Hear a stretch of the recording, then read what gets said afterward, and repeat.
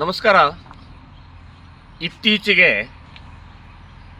ಬಾಗಲಕೋಟೆ ಜಿಲ್ಲೆ ಜಮಖಂಡಿ ತಾಲೂಕಾ ಕಾಶಿ ಬಿಳ್ಗಿ ಒಂದು ವಾರದ ಶಾರೀರಿಕ ಶಿಕ್ಷಣ ವರ್ಗ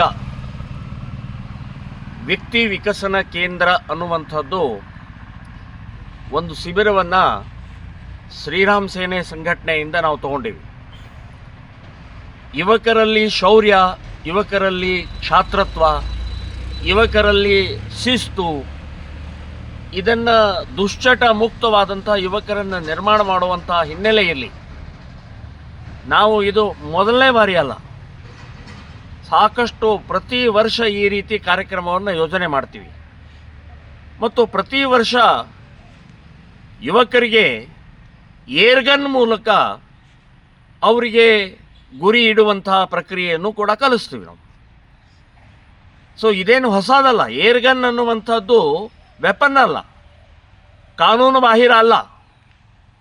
ಆದರೂ ಇವತ್ತು ಜಮಖಂಡಿಯ ತಾಲೂಕಿನ ಪೊಲೀಸ್ ಇಲಾಖೆಯವರು ನಮ್ಮ ಕಾರ್ಯಕರ್ತರ ಮೇಲೆ ಕೇಸ್ ಹಾಕಿದ್ದಾರೆ, ವೆಪನ್ ಕೇಸ್ ಹಾಕಿದ್ದಾರೆ. ಇವ್ರಿಗೇನಾದರೂ ತಲೆಗಿಲೆ ಇದೆಯಾ? ಏರ್ಗನ್ ನಾವು ಕೊಟ್ಟಿದ್ದೇವೆ ನಿಮಗೆ, ನಿಮ್ಮ ಹತ್ರ ಇದೆ ಅದು ಏರ್ಗನ್. ಅದು ಹೇಗೆ ವೆಪನ್ ಆಗುತ್ತೆ? ಹೇಗೆ ಕಾನೂನು ಬಾಹಿರ ಆಗುತ್ತೆ? NCCಯಲ್ಲಿ ಟ್ರೈನಿಂಗ್ ಕೊಡೋದಿಲ್ಲ ನೀವು? ಅಥವಾ ಪೊಲೀಸ್ ಇಲಾಖೆಯವರೇ ನೀವು ನಾಗರಿಕರಿಗೆ ಟ್ರೈನಿಂಗ್ ಕೊಡ್ತಿರಲ್ಲ, ಅದೇನು ಯಾಕೆ ಕೊಡ್ತಾರೆ? ಹಾಗಾದ್ರೆ ನಿಮ್ಮೇಲೂ ಕೇಸ್ ಹಾಕಬೇಕಾ? ಏನು ಎಲ್ಲಿ ಹೊರಟಿದ್ದೀರಿ ನೀವು?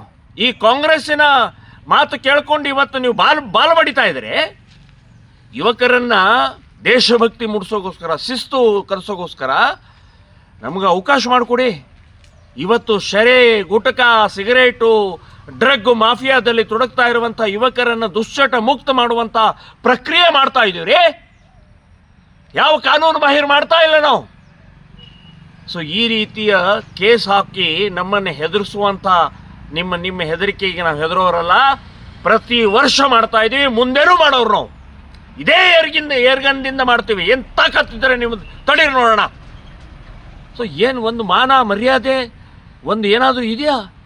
ಯುವಕರಿಗೆ ಒಂದು ಒಳ್ಳೆಯ ಶಿಸ್ತನ್ನು, ದೇಶಭಕ್ತಿಯನ್ನು, ಯೋಗಾಸನ, ಲಾಠಿ ಎಲ್ಲವನ್ನೂ ಕಲಿಸ್ತಾ ಇರುವಂಥ ಸಂದರ್ಭದಲ್ಲಿ ನೀವು ಕೇಸ್ ಹಾಕಿ ಹೆದರಿಸುವಂಥ ಕೆಲಸ ಮಾಡ್ತಾರೆ. ಸೊ ಇದಕ್ಕೆ ನಾವು ಬಗ್ಗುವಂಥವ್ರಲ್ಲ. ಇದು ನೀವು ಮಾಡ್ತಾ ಇರುವಂಥ ತಪ್ಪು. ನಾನು ಹೇಳೋದು, ನೀವೇ ಡ್ರಗ್ ಮಾಫಿಯಾಗಳನ್ನು ನೀವು ಬೆಳೆಸ್ತಾ ಇದ್ದೀರಿ. ಪೊಲೀಸ್ ಇಲಾಖೆಯವರೇ ಬೆಳೆಸ್ತಾ ಇದ್ದೀರಿ. ನೀವು ರಾಜಕಾರಣಿ ಕಾಂಗ್ರೆಸ್ನವ್ರು ನೀವು ಬೆಳೆಸ್ತಾ ಇದ್ದೀರಿ ಡ್ರಗ್ ಮಾಫಿಯಾನ.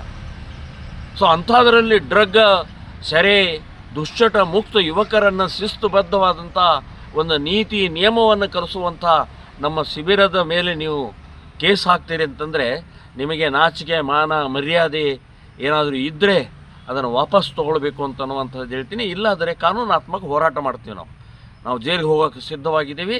ಸೊ ನೀವು ಮಾಡಿದಂಥ ಕೃತ್ಯ ಇದೆಯಲ್ಲ, ಇದು ಸರಿಯಲ್ಲ, ಯೋಗ್ಯವಾದ್ದಲ್ಲ, ನಾಗರಿಕರು ಒಪ್ಪುವಂಥದ್ದಲ್ಲ ಅಂತನ್ನುವಂಥದ್ದು ಸ್ಪಷ್ಟವಾಗಿ ನಾನು ಹೇಳ್ತಾ ಇದ್ದೀನಿ.